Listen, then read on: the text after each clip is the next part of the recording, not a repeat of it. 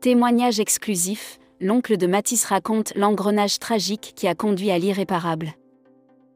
Le drame survenu à Ngoaikele continue de susciter une vive émotion au sein de l'opinion publique. Le meurtre du jeune Mathis, poignardé à son domicile, est au cœur d'une affaire qui met en cause Dagobert Nwafo, présenté comme le père de l'artiste camerounaise Lidol. Alors que l'enquête suit son cours, un proche de la victime, se présentant comme l'oncle de Mathis, a souhaité livrer sa version des faits. Voici, en intégralité, son témoignage. Bonsoir grand frère, j'aimerais mettre à ta disposition une version des faits exacts qui se sont produits à Ngoaikele, ayant occasionné l'assassinat de mon petit Mathis, par Sieur Nwafo, le père de l'artiste Lidol.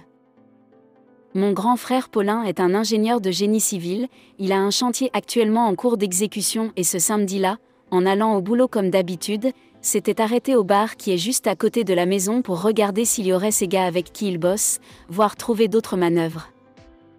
C'est comme ça que dans son approche il dit être à la recherche des gars pour le job, à l'assistance qu'il avait trouvée, parmi lesquels Sieur Nwafo et les autres voisins du quartier, parmi les volontaires qui voulaient s'engager, il y a Monsieur Nwafo qui avait aussi manifesté son intention de faire partie de l'équipe de mon grand frère. Paulin le connaissant l'histoire de Monsieur Nwafo et son caractère, il lui a répondu en disant « Je ne travaille pas avec les criminels ». Énervé et honteux, Nwafo se lève et dit à Paulin que s'il continue avec le sabotage, lui Nwafo, va casser la mâchoire de Paulin avec les bagues qu'il porte sur les mains. C'est comme ça donc qu'à la suite, Paulin a continué à lui dire ses vérités crues. À cet instant, Monsieur Nwafo se lève et agresse Paulin. Pour se défendre, Paulin se sert d'un verre qui était posé sur une table, et frappe sur Nwafo, la tension monte et les gens séparent et la situation est calmée. Dans les paroles, Nwafo lance à Paulin « Je vais te faire quelque chose que tu n'imagines pas, je vais te toucher ».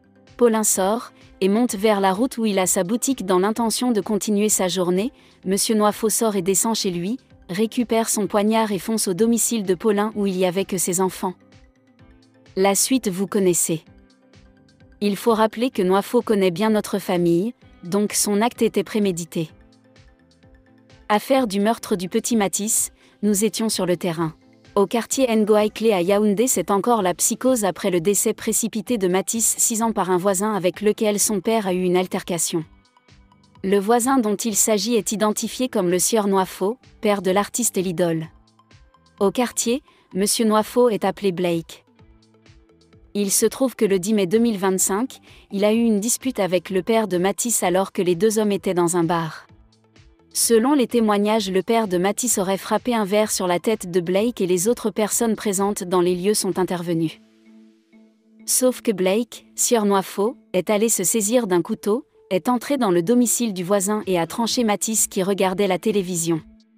Selon la tante de l'enfant, il aurait dit pendant l'acte de violence « Tonton, tu me fais mal ». Après avoir lu la version de l'oncle de Mathis Chenzui Manto Yisep, mon avis sur ce sujet est ceci. Les coupables, tous les deux hommes sont coupables. L'assassin est le papa de Mathis. Je m'explique. Le père de la victime, connaissant déjà très bien le monsieur et ses antécédents, ne devrait pas, peu importe la gravité de sa colère, lui balancer ses forfaits en plein visage. Un criminel ne supporte jamais ses paroles. La preuve, après le lui avoir dit, il a directement cherché à poser cet acte-là. Il devait dire non ou alors j'ai compris, je te répondrai après, c'est tout. La victime alors, je ne parle plus. Tous connaissaient déjà. Les victimes, oui les victimes Mathis n'est même pas une victime quand j'observe bien. Mais, sa mère, la pauvre qui va vivre désormais avec la douleur d'avoir perdu un fils si jeune. Ses frères, qui ont dû assister à la scène mais ne pouvaient sauver leur frère. L'idole ou plutôt sa carrière qui se verra descendre ou chuter désormais à cause de cet ignoble acte. Car toute sa vie, on la surnommera la fille de l'homme qui avait eu accent aigu Mathis. Bébé Mathis, toi tu es toi déjà quelque part là-haut, avec les anges. Ta souffrance est finie. Pourtant plusieurs encore ici-bas, passeront hélas par là, si leurs proches s'obstinent toujours à être des Goliath et Samsung. À la vie. Cette vie. Tant que nous vivrons, mettons-nous en tête que toute vérité n'est pas bonne à dire. Le silence est d'or, mieux vaut d'avoir pour prénom le faible et peureux que ceux de fort et perdants. Et on assistera moins à ce genre de tragédie. Bonne fête de l'unité à tous. Lorsque Victorine Bicoué a été attrapée en pleine jouissance dans la marmite d'eau coque, elle a été arrêtée en une semaine, baladée sur la place publique avec un cortège, elle n'a pas eu de procès et est directement allée purger une peine pour atteinte à la vie des citoyens. Aujourd'hui, concernant le petit Maty qui a été froidement tué par un homme, on nous demande d'attendre le procès, qu'il ne peut pas être déféré à cause d'un dossier non consistant. Qu'il était en état d'ivresse et il est malade. N'y a-t-il pas assez de témoins ? L'arme du crime qui a été rendue publique n'est-elle pas une preuve suffisante ? Ah, peut-être il y a des passages du droit pénal camerounais qu'on ignore, mais on espère que la justice camerounaise saura faire son travail de manière limpide.